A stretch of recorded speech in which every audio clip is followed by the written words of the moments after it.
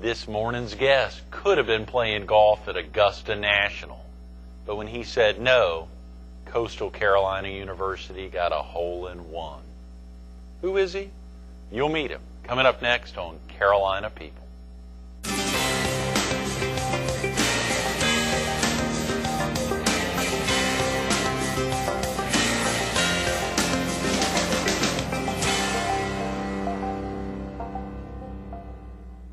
Good morning. Welcome to Carolina People. This morning we're at Wheelwright Auditorium on the campus of Coastal Carolina University. We're focused on the university itself, and we're visiting with its executive vice president of University Council, Dr. Eddie Dyer. Good morning. Good morning. Dr. Good morning. Dyer, How are you, Greg? Thank you so much for coming in. Good to be back here. Good to be back. Do you mind if we call you Eddie, or you are Dr. Dyer? Only person that's ever called me Edgar was my second grade teacher, and she called everybody by their birth certificate name. So. What about your mother, or your dad, your sister, or somebody? I was always Eddie. Always Eddie. Edgar was a little too formal for my family. So. Yeah, that's Eddie right. In Guilford County, I believe. Guilford County, High Point, North Carolina, furniture capital of the world. Still is, barely. China has taken a lot of the furniture manufacturing. It has impacted the Triad certainly terribly. has. Yep. Yeah. Yep. And you also, I believe, went to college there in the Triad. Went to Guilford College in the late 60s and left there in 1970, actually, and came to Florence, South Carolina, with a job in city planning, and then went to work in the governor's office in Columbia a couple of years, and went to graduate school and law school, and then came here in 76. So I've been in South Carolina since 1970. Well, you said 76? 76, I've been here here on campus for more than 30 years? In my 32nd year. Yep. That is insane. People would think that was out of high school or something. But you just added a couple of years to it. That's true. But I've been here. When I came, there were 4 buildings over on the Horseshoe. Now we have about, I think, 53 buildings. So. Is that right? Yeah, we've grown. You said in a 32-year period from 4 buildings to now, you said 50? I think we have 53 altogether that we're responsible for. Right. At least a few of them. So. That is tremendous. Yeah. Golly, so much happening. And as you know, obviously a lot of viewers would be interested to think about some of that progress. You could spend hours talking about some of the changes over a 32-year period. But good. Yes, very easily. Of course, even more exciting to a lot of folks is the big promotion to executive vice president, obviously University Council position you've had. Now this position, obviously taking on the road a little bit. Right. A little different there. How's that different. Transition been for viewers who may not even know about that? Working with Dave DeCenzo is great. Dave provides great leadership. He's a very solid decision maker and has the best interests of the institution at heart. So working with Dave and supporting him, really, that's my job, is to support Dave and try to help make his administration the very best that we can be, especially in this time of transition and in a time of where we're thinking about where we want to go from here. Working with Dave is just a great job to have. Can you give viewers a little primer of where we're going to go from here, or is that still relatively fluid? Well, it's fluid in the sense that this year we set aside this year to do a strategic plan and go through that process. It's time, after about 10 or 12 years, to refine our mission statement and our mission. We had never gone off campus before to create the strategic planning committee. It had always been a faculty and staff committee. Dave wanted to broaden the tent and lift up the flaps, so to speak, and so we've gone out into the business community. There's representation from the school district, the business community, our foundations, local political leadership, local citizenry, on anyone who's a stakeholder in Coastal Carolina University, which is really anyone in this region, has a representative on that committee. So we're looking for input from those who support us and those whom we try to support educationally by trying to lift all boats with the economy here, with the culture, entertainment here on campus, all of those things. We're asking, what do you want Coastal Carolina University to be? Because you have a stake in where we go. What do you want us to be, and where do you want us to go? So we're doing that this year. We're almost to the point of sending, in fact, yesterday at Faculty Senate, the first draft of the revised mission statement went to the faculty.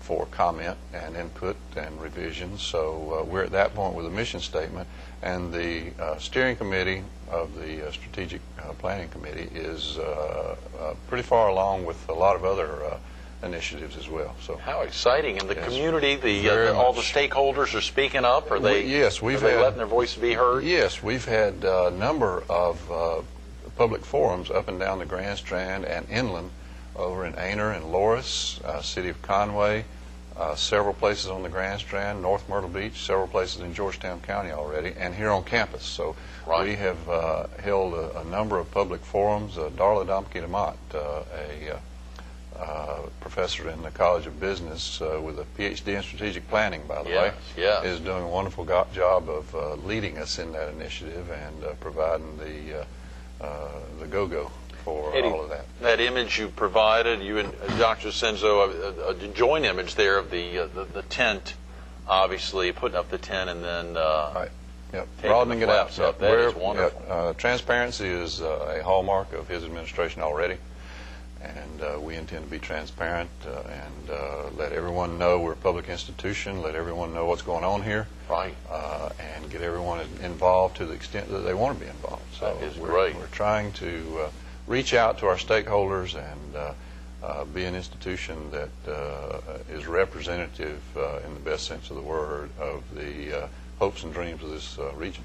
You know, you mentioned earlier, early this morning before we started filming, about folks that aren't necessarily always stakeholders who really want to wrap around a university. In our home state, in the Tar Heel state, even that Bryan name, which really made an impact on the Triangle, a lot of folks are finding that Coastal is a place. I think I saw in the Herald last week about someone who wasn't an alum, but really making a commitment to want to continue to support Coastal. And a lot of folks are recognizing this is an institution they really want to wrap around, whether they live on the Strand, even in the PD or Southeast North Carolina, but even far away, recognizing this is a place to really get behind. That's very true, Greg, and we're blessed with the community support, the Horry County Higher Education Commission. If you factored in from 1960, when they added that millage that comes through the Horry County Council to Coastal, if you brought that up in terms of 2007 dollars, the first millage went to build the Singleton building, which was the first building on the campus. If you factored that and brought it up to 2007 dollars, just that millage has put probably close to $50 million into Coastal Carolina, and that's just local taxpayers. We are blessed with local community support from individuals who really have no connection with Coastal other than just living in this area, may not have come to school here, may not have graduated. We have great alumni support. So we get good support out of Columbia. We want to make that better. But we get good support out of Columbia, and we're trying to work on that. But we certainly are blessed with a variety of people who support Coastal Carolina University. Our Coastal Educational Foundation, we couldn't ask for a better group to represent us and to seek funding for us and to help us spend our assets wisely. Yes, so we're very blessed. Share with viewers a little about yourself, Eddie. What actually got you here, you know, to what was then USC, Coastal Carolina College? I hate to say it, 32 years ago. That sounds so foreign to folks to try to imagine somebody in the same location at an institution there. And you could have gone anywhere. What got you to Conway, South Carolina? I had a job lined up that I really wanted and was getting ready to go to back to North Carolina to Charlotte, and it would have been a very interesting job the past 32 years. I would have been in the city attorney's office as the person who handled their land use and zoning and subdivision regulation, all the legal aspects of that. I was in city planning before I went to a graduate school in public administration and then law school. But I got a call from two places, Augusta College and here at USC Coastal Carolina College at the time. Right. And had an offer from Augusta, went down there and talked to them, and had an offer to come there and teach public administration and pre-law. And to this day, can't believe I turned that job down. With that job came during Masters Week is when they used to take their spring break. The president there promised me a job over there, and you worked half a day and watched the tournament half a day. Plus, he said, I'm an honorary member at Augusta National. He said, I promise you at least once a year I'll take you over there and you can play. And they still have, I think they still have that golf course on their campus because it's an old Army base. Oh, Augusta, yeah. It's Augusta University now. But when I left there, I thought, well, that's where I'm going to be next year. And I had forgotten about Charlotte by that time. And a call came to the University of South Carolina where I was working at the Bureau of Governmental Research there. Right. And they said, do you have anybody up there that can teach public administration and pre-law? They said, why don't you go down? They asked me, why don't you go down there and interview? I said, no, I'm going to Augusta next year. They said, well, just go down there and keep peace in the family because they're a regional campus and we need to send somebody down there to interview. And I came down and, you know, it's one of the few decisions I've made in my life with my heart rather than my head, and it was a good one. I met Dick Singleton. I met Paul Stanton, who was Vice Chancellor for Academic Affairs. And just the people here I met, it just seemed like I should be here. 4 buildings right over there on the horseshoe. So I made that decision and came here. To this day, I still haven't played Augusta National, and I still haven't been to the Masters, and I haven't had a job at the Masters, but I don't regret it.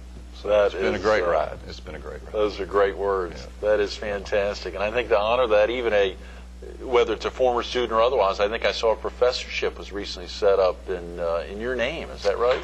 It was a former student. It's a very humbling experience, and it's Tim Meacham, right? Who Conway attorney. I saw. Yeah, he's moved to Georgetown. Tim is was our first graduate to go to law school, and he did really well. Was a defense attorney for a while in private practice in Florence. But Tim has done well, and he provided the seed for the endowed scholarship, and named it for me. I told my wife, I said, you know, I have mixed feelings about this. It certainly is an honor, but, you know, they start doing these things when you get old. So it means I've reached a certain age now. Anyway, I'm getting a little gray hair, but I'm very blessed with students like Tim over the years who keep you interested in what you're doing. Right. And by the way, you know, this is the 23rd year in a row I've taken my constitutional law class to Washington, D.C., to the Supreme Court. On Monday, March 26th, before we're going again, and we have reserved seating in the court before they start, the Chief Justice will call me up, and I will make a motion that day to admit Tim Meacham to the Supreme Court bar. Is that right? So, yep. I've done that one time before, and I like to tell people I've been to the Supreme Court once, and they gave me everything I asked for, which was admitting a former student to the bar. So, but that's an exciting thing to do, and my students will be able to see that too. So, that is great. Well, we have seen folks. I've actually been up there, saw my father move the admission of another Duke Law professor at one time, Mel Shim, as they were co-chairing or sitting there. Dad's been teaching at Duke for a long time, I think. Longer than you've been around. Almost. 1950 was when he joined the faculty there. You know, we think about so many great things, Eddie, and obviously the experiences here on the campus, and you highlighted some of that. I think you even mentioned that you're going to be speaking on Monday to a big group over there at Kingston Plantation about former Governor McNair. Yeah, a lot of groups come to Myrtle Beach for their conventions, and they use Coastal as a resource to come down and speak, and the South Carolina Association of Regional Councils of Government asked me to speak on Monday, this coming Monday, at Kingston Plantation. I think there's 350 people coming, but they asked me to speak on a great South Carolina leader, and I chose Governor Robert McNair for a couple of reasons. First of all, he's a great South Carolina leader. Yeah. Secondly, he, by executive order, created the regional councils of government, and I don't know how many of them know that these 40-some years or 40 years later. After he created it by executive order. So he's a great guy. I've been blessed to have some conversations with him over the years. Right. A great fellow, and he's in declining health right now, but our hearts and our prayers are with the family, and I'm looking forward to seeing a lot of good things about his administration because a lot of good things happened during his time. Absolutely. You mentioned that he'd helped create or was instrumental in creating the Parks, Recreation, and Tourism, SCPRT, which obviously has had a big impact. Woody Crosby was with us last Friday talking about this $5 million that came in to help grow the area after the local folks raised $10 million. So. Governor McNair combined 3 departments during his administration and created PRT. The reason he did that is he had a Moody's report from Moody's Investors just asking the question nobody ever asked, what's our economic base here? Everybody presumed it was manufacturing and agricultural. And it came back that tourism actually was just a little bit ahead of manufacturing at that time, which in the late 60s with textiles was a big chunk of the economy. Right. So at that point they decided to form PRT and to really get serious about investing in tourism in South Carolina. So he was a very forward-looking governor and just had a great administration, a good run there. That's great. Eddie, you know, we're hearing a lot about athletics at Coastal recently. Surely the excitement of not only football the last 5-6 years, but other sports coming on so strong. What's been the impact of athletics in the area and even on the Coastal Carolina community here? Well, you know, as you well know, growing up in Piedmont of North Carolina, the Carolinas are a big sports area. And this area here is no exception to that. I think football, this is probably a football, baseball county a little more than basketball traditionally, but there's good support here for basketball. But, you know, a lot of athletic directors have a saying, and I think it's true. Athletics is not the most important room in the house, but it's your front porch. And it is what the general public sees about your institution for most people. That's the first thing that attracts them. And we have had a lot of support in this county has come through our athletic program, and eventually, you know, people will be attracted to the athletic program and then make gifts in other areas. Right. So we've had a good impact from that. Athletics has been a very good complement to our academic program here, which is also quite strong at Coastal Carolina University. So we have been blessed with some good things for people to come out and see and read about and hear about in Horry County here on campus with our now football. Baseball is a great sport here. Basketball is heating back up after a few years of not having a lot of success, but we've got Cliff Ellis on board now as our coach. Oh, yeah. And we're looking for big things there. So the athletic program here at Coastal Carolina is a big part of what we do.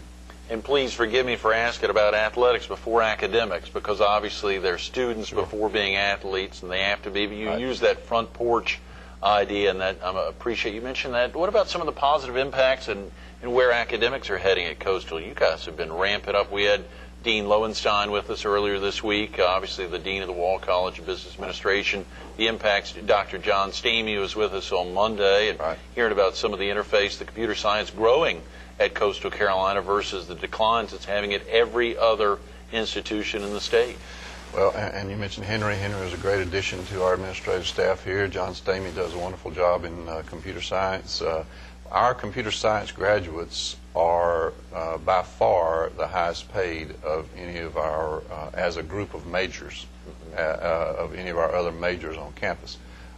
And we do have a dynamic program, a growing program, and it's being nurtured over in the Wall College there. But we are doing a lot of just great innovative things in our academic program, trying to marshal the limited resources that we have in ways that will grow the program and add to the quality, because it's really not a choice between quality or quantity. If you choose quality, quantity will come. We know that. Right. So, and that's one of the reasons we have grown so rapidly and so greatly here at Coastal Carolina. We have focused on quality. Our SAT, median SAT score of our entering freshman class continues to rise. Great, great. So, and we've added programs that have been in demand, like communication is our latest. We're trying to marshal together a plan to respond to public need for a bachelor's degree in nursing and a criminal justice degree. So we're responsive to what the public in this area needs and to what the market forces are, but we also maintain our core of the humanities and fine arts, which any great institution really does have a great core of the humanities and fine arts and the arts and sciences. So A lot of wonderful things going on here, a lot of great initiatives. We have a very energetic young faculty now. I remember when I was on the young end, and now I look back and see the energy and the just the great initiatives that a lot of our younger faculty are bringing to us. Absolutely. And it's just wonderful to see what's happening. Eddie used two words: limited resources. And a lot of viewers want to know, what can we do to help? What are things? Obviously, we may not be able to make a donation. Some of you are sitting out there would like to support Coastal. They know it's great for the area. They want it to grow, but they can't make finance. Are there things they can do? Are there folks they can communicate with to try to do things to support Coastal? And what's the call to action for our viewers to get around to help make sure that it's not limited resources all the time at CCU? Sure. Yes, and thank you for the opportunity to respond to that. We are largely a tuition-driven institution. Our endowment is around $20 million, which is not that great, but we're glad to have it, and we'll be working on that over the years. The other part of our money, when I first came to Coastal Carolina, between 60 and 65% of our budget came from the General Assembly. This year, 11% is coming from the General Assembly. That drop-off has had to be made up by increases in tuition. We would like, and we know there are a lot of competing factors in Columbia for dollars in the budget, but we would like for higher education to be where it was a few years back, where it was a priority, because there's a direct correlation between the greatness of your higher education institutions, especially the public research institutions, and your economy. So aside from being an educational and a cultural resource, we can be an economic resource here. And the thing I think that your viewers could do, as much as anything else would help us, contact local legislators, their elected official that goes to Columbia, their representative and their senator. And also, when the candidates swing through this area running for governor or running for statewide office, make sure that you hear their stance on higher education and higher education funding. That would help us because, well, if you take like the money that we get from Horry County Council through the Horry County Higher Education Commission, we recycle that right back into the community through 4 centers and through scholarships. That money goes to provide scholarships for Horry County students. And the 4 centers corresponding to our 4 colleges here, the Center for Economic Development over in the Wall College of Business, the Waccamaw Center for Local Historical Studies, the College of Humanities, the Burroughs and Chapin Center for Marine and Wetland Studies in the College of Science, and the Center for Education and Community in the College of Education. All of those centers receive funding from the Horry County Higher Education Commission funds, which is that millage, and it goes right back out in the community. We spend it doing things locally. Just to give you an example, the Center for Marine and Wetland Studies does ocean water testing for municipalities and for Horry County down at the beach. Our Waccamaw Center for Historical Studies does local historical studies on the history and culture of Horry County. So, and over in the Wall College of Business, that center helps local businesses, does studies to help promote tourism, any number of things to stir the economy here. So, and the one in the College of Education tries to coordinate things with the public schools to make them better. And by the way, I think something like 62% of the teachers in Horry County are Coastal alumni, either undergraduate or graduate, which speaks well, because if the local people are hiring our graduates, they know us best. And if they're hiring our graduates, I think that speaks very well for what we're doing here. So, thinking about in that regard, and that is a great point. Thank you for taking the time to answer that. You know, as we think about yourself there 32 years ago and arriving and meeting folks that really had that impact, and even though Augusta was stepping out and being there, being able to play at Augusta National, that same feeling that you got from Singleton and other here arriving, do you feel you all are still providing the same type of excitement for folks that are visiting Coastal for the first time, potential professoriate and otherwise? Yes, I mean, almost uniformly, when you ask faculty why they came here, they will tell you that the excitement about growth, the excitement about doing innovative things, the people that they meet here, are just positive. We have a very positive can-do attitude here, and we have since I've been here, and it predated me. So I think Dick Singleton did a wonderful job of instilling that can-do. Even if you don't have the funds, we'll find a way to do it. And we've had to be creative in financing some of the projects we've had and some of the initiatives, but I think the can-do attitude, the positive attitude, the people here want to excel, want to do well, and I think that tradition is still alive and well and growing at the university. Those are great words, Eddie. I'm sorry we've run out of time. Thanks so much for being with us this morning. Thank you, Greg. Absolutely. Thank you so much. Stay tuned to more Carolina People with Dr. Eddie Dyer, Executive Vice President, University Council here at Coastal Carolina University. Coming up now. Think about all these students getting in cars, getting on a bus, getting on a plane a little more than 20 years ago on that first trip up to Washington. Those pre-law students traveling up to the U.S. Supreme Court. You know, learning doesn't just happen right here on a college campus, on a university campus with graduate students and students all around. It happens all over. It may happen in Washington, D.C. It may happen down in Pawleys Island, obviously all over the area. The impact that Coastal Carolina University is having.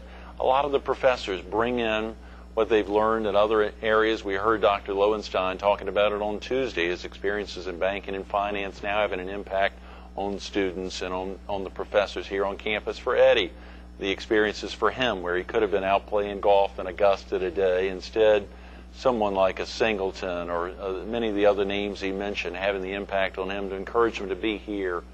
You heard him say it as well. They're making that same impact for all the stakeholders, whether the stakeholders who live in Horry and Georgetown and Columbus and Brunswick and Marion counties, or all over the Carolinas, all over the Southeast, all over the country. Coastal Carolina University is making that impact every day.